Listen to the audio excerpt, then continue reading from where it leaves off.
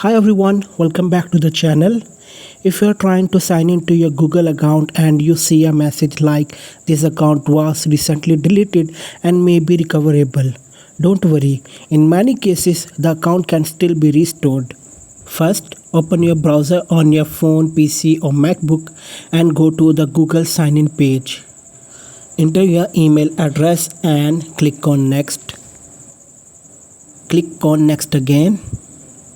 Now in some cases, Google will ask you to confirm your identity. In my cases, it simply asks for the password. I entered the password and the account got logged in successfully. But keep in mind, this can be different for everyone. If you have added a recovery phone number, then Google may ask you to verify using the phone number. You might get a code on your phone that you need to enter.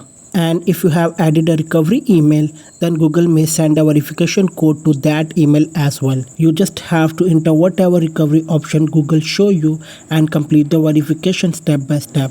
In my case, I don't have a recovery phone number or recovery email added, so it directly allowed me to log in just by entering the password. So basically, depending on your account settings, Google may ask for password only, or it may also ask for phone number or recovery email verification.